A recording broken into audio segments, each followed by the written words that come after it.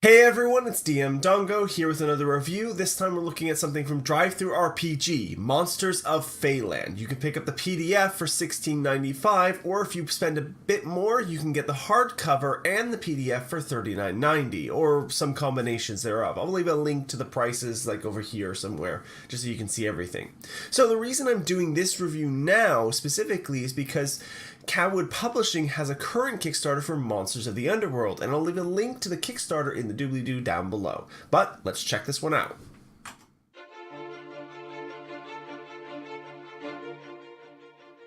Right, Monsters of Feyland. What are you getting here? Well, this is 112 pages of monsters from the Feylands.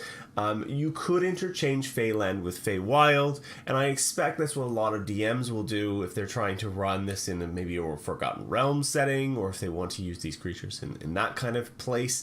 And they fit really nicely, and because the monster manual, even in the expanded ones, Mordenkainen's Tome of Foes, and Volo's Guides to Monsters don't include a whole lot of fey creatures. This kind of takes that and expands greatly on it and gives it that very creepy, weird, slightly illogical fey feel that I think is missing from a lot of those books. And I really like it for that. Now, I want to talk about 5 of my favorite creatures in the book so that we can get an understanding of what kind of things you get. So, I'm going to start with the Doubt Trout. And the Doubt Trout is more like an environmental hazard than an actual monster, but I really like it for a number of reasons because of the way it works. What happens is these doubt trout swim in rivers and streams and things of that nature, and imagine your players are coming up to this river and they get close enough to one of these things to trigger its aura effect. It has a 30-foot aura that once you're within it, you have disadvantage on all saving throws for a start, and then you must make a wisdom saving throw, or you begin to doubt your own decisions. So imagine your players are at the river, they're trying to figure out how to ford a way across it. 3 of them fail the saving throw and 1 of them doesn't. And the 3 that fail now doubt their decisions about crossing the river in the first place. It's a really interesting defense mechanism, or just a way of keeping people away from certain areas, because you can doubt the decision to do things that you would ordinarily just do. It's really clever in terms of the way it operates, and I really love it for that. It's like a really good surprise for players. Like, well, you doubt that. You don't think that's the right way of going. You think you should go the other way instead. Or, well, maybe you shouldn't go that way, and you doubt that decision as well, and you begin to get mired in this self-doubt kind of thing. And then the fish swims on, and that goes away, and you're like, what just happened? The next monster on my list is the Jabberwock. And the Jabberwock is a dragon type, along with a number of other dragons that have been included in this. But I like particularly the Jabberwock because I'm a big fan of Lewis Carroll, and the Jabberwock is mentioned in a poem. I think it's actually the Jabberwocky, but this is a very close relation, or in terms of like how it operates. And the particularly reason I like this monster is I always like monsters who have specific weaknesses that your players can exploit if they are clever enough to figure them out. The Jabberwock obviously is going to be, well, you can lose his head. A lot like kind of like a Hydra, but more specific. In this case, every time he takes a critical hit, a DM needs to keep a tally of them. It takes 3 from magical blades, specifically magical swords, by the way. It will lose its head, in the same way that it does in the poem. Snicker, Snack, and the Vorpal Sword cut his head off. And I really like that. I really like weaknesses and magical weaknesses that players can exploit and get advantage out of, because it makes combat and tactics a bit more interesting. The next one I really love is the Story Weaver, and I like this one because of the kind of idea behind it. I love a traveling storyteller who can cause interesting and unique effects, and I love this kind of idea that you can use this character, this creature, as like exposition. And you can use him to tell a story about the Feywild and perhaps give hints to your players, and then he can wander off, and maybe he puts them all to sleep as he leaves. And it's really kind of this clever idea of this wandering storyteller who wanders into camp one day, tells a story, and the next morning he's gone. I love that kind of idea. I love that kind of thematics behind it. The next one I'm going to talk about is one that I think everyone everywhere has probably come across, especially if you're in a creative discipline: the Hater. This ugliest of all humanoids is the hater. These little Fey are jealous of creativity and happiness. Creative works make them very uncomfortable. They are cowardly and deceptive creatures filled with self-loathing. Does it remind you of anyone or anything that you've come across in your creative endeavors? I really like this just for the idea that there's a Fey creature out there, the equivalent of a YouTube troll. And I think that's just incredible that this has been included here. Now, my final one, I think, is something that I really like the idea of, and I love the way this thing works. It reminds me a lot of the Hypnotoad. The Forget Frog. And it does a lot of what the Hypnotoad does. Essentially, it has these swirling, bulbous, weird eyes that if you look upon it, you take some damage, and then you need to make a saving throw, or your intelligence reduced to 7, you lose the ability to speak, you lose the ability to cast spells, and it's just, and you lose all your proficiencies as well. Basically, you just go, essentially, exactly like you do in the Futurama episode. They just kind of stare at it and go, and I really like that. I like the idea of it. I like these little toes that are just, like, wandering about. It's like, you see some little toad, and you're like, oh, that's a little frog.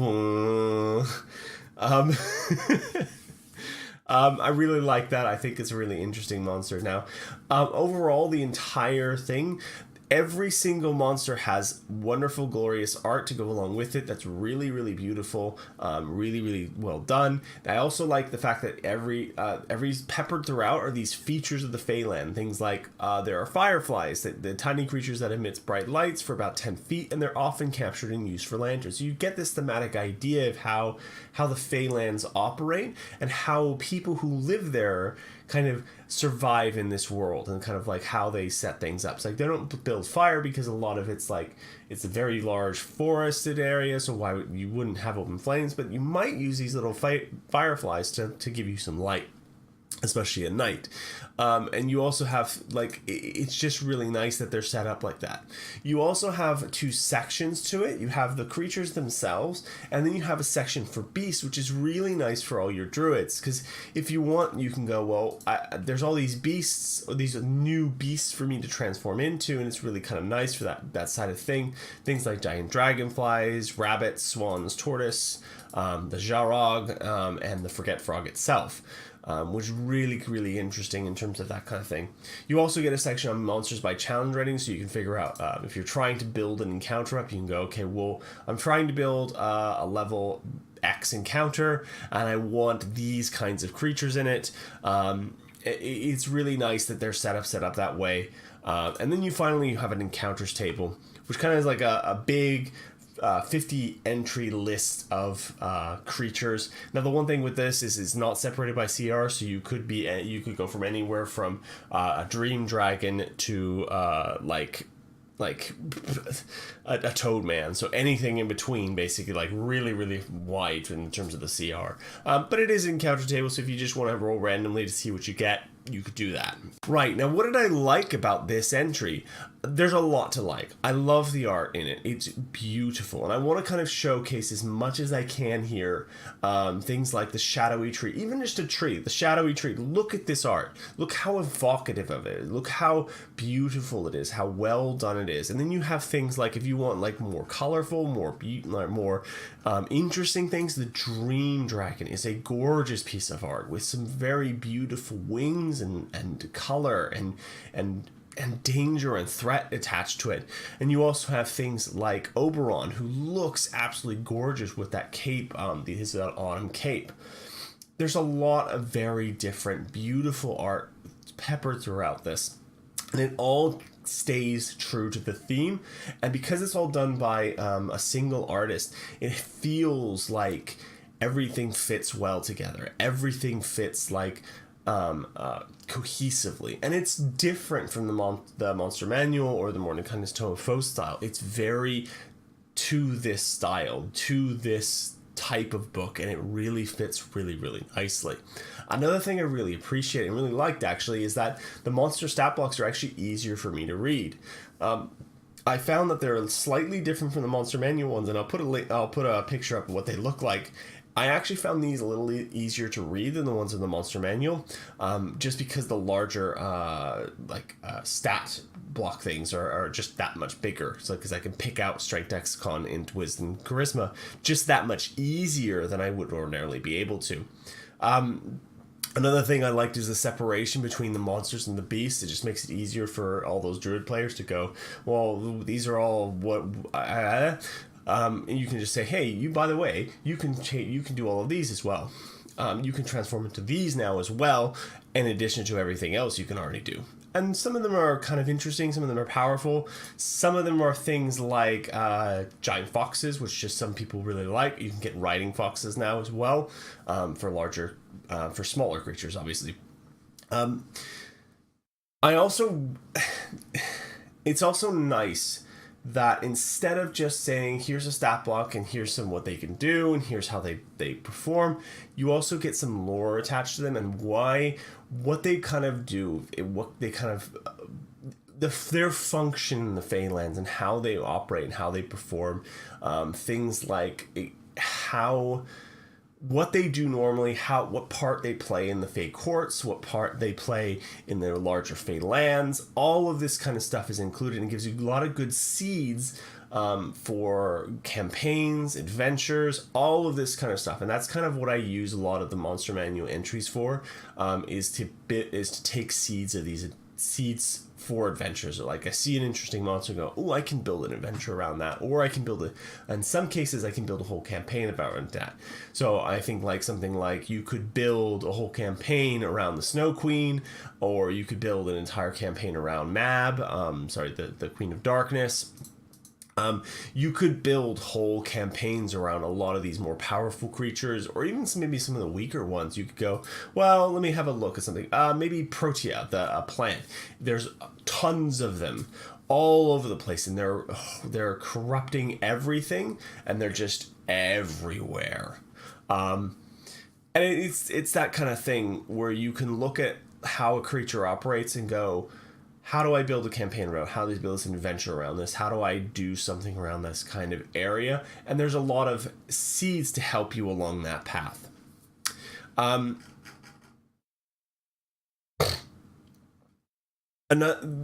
last thing I'm going to mention here is I really liked the unique abilities that a lot of these creatures have. It's not enough to give you monsters. You can do stat blocks and say, here's an ability, they can hit for this, they can cast these spells, and they have some special ability that means they can poison. These creatures are more than that. These creatures have feeling and thematics to them. The Doubt Trout, it seems silly, but it's not something I've seen before. And that's part of it. That's part of that joy there, is showing your players something different, something they've not witnessed or experienced, something that they'll remember. And a lot of these creatures and monsters have that special uniqueness that makes them interesting for your players and for your experiences playing Dungeons and Dragons. Now, what didn't I like about this? Not a lot, actually. I think as a whole, as a monster book, this is a really great entry and should be anyone's bread and butter if they decide to put it on their shelves. I really loved all of the entries. Yeah, I really loved all the entries. They're all interesting. You're not going to use every single monster, but I think on the whole, you'll find that you'll use far more than you won't, as you were, especially if you're playing a Fey-centric campaign or you're trying to do a Fey-centric adventure. These are really great creatures to use in your Dungeons and Dragons games.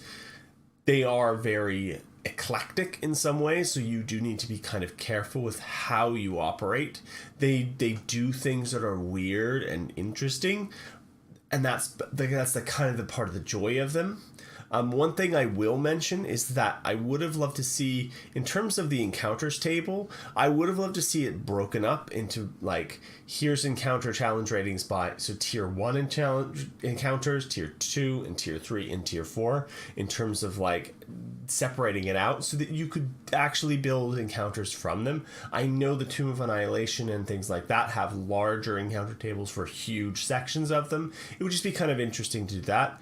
Another thing that might be interesting to do is have a look at like, because the summer, the fall, the winter, the autumn, and the spring courts are all in different places. So it would be interesting to say, well, these for if you were trying to do a monster encounter table, saying, well, these monsters appear in this section of the Feyland, this section, and this section, and separate out the encounter table by that. It would just be kind of like a different way. But I think that's something a DM would do. It doesn't necessarily have to be done by Cowwood Publishing. It just, yeah. Onto my final thoughts in my rating. So, Monsters of Feyland is a really great entry into your bookshelf. A really useful, really special book on the Fey creatures of whatever world you happen to be in. And it's really nice that it's the art is gorgeous, beautiful, interesting, different. And that's kind of describes the whole book. Interesting, unique, and different. And I think it's that specialness that really kind of comes across on every single entry. And it makes me want to go run a Feyland campaign because of that. There's so much here, so many unique creatures that I will never run out of ideas and inspiration in this area. I really, really love this. I have to give it a 5 out of 5. And if Monsters of the Underworld is even half as good as this is, you will want to pick this up and go support the Kickstarter right now. And I'll leave a link to that in the doobly-doo down below. So thank you. Please do remember to like, comment, and subscribe. And please use my affiliate code that's down below as well if you decide to pick up Monsters of Feyland. Thank you. Peace out.